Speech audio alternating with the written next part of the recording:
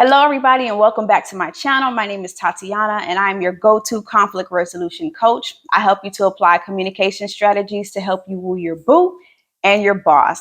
This is part 2 of our series on servant leadership. If you missed the intro video, make sure that you go back because that sets the foundation. Today, we'll be talking about how to utilize servant leadership in our career and in business, how it helps us to make money, and how it helps us to build trust within our teams.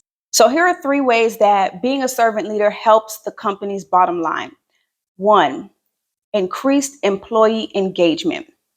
When your employees come to work and they feel valued and they feel respected, they're more likely to go above and beyond, which then drives productivity.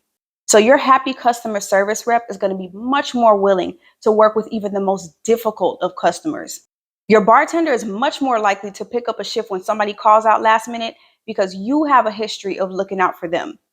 The second way that being a servant leader helps the company's bottom line: improved customer satisfaction. So that customer service rep, that bartender, when they're paid well, when they're treated with fairness, when they're treated with kindness, they're happy to come to work. And they're going to treat your customers well.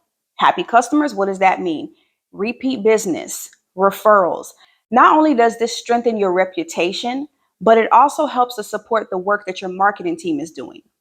And third, improved retention rates. We already know people do not leave companies, they leave bad bosses. If you work in HR, if you're in management, you already know that the hiring and the onboarding process is time consuming and very expensive.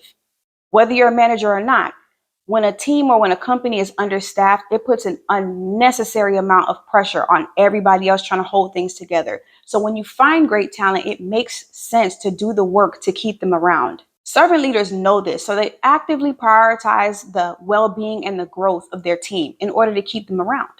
So find out what your team likes, find out what they value, and make it happen. So then how do we put servant leadership into practice at work? I have a couple of examples. So let's say that you're a CEO. It's your responsibility to make sure that you create a culture of trust and open communication. So one practical way to do that, let's say that you have direct reports. If you're not already doing this, you want to be conducting regular one-on-one meetings with them. In those meetings, the whole purpose is to understand what their concerns are and provide support for them. It's also important in that role that you actively seek input and that you encourage your employees to be a part of the decision-making process. Now, let's say you're a manager. You want to really take the time to get to know your team. What's their favorite part of the job? What's their least favorite part of the job? What are their career goals?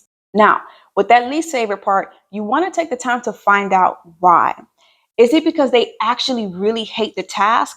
Or is it because they don't have the confidence to actually do the task that you're requiring? Either way it goes, it's okay.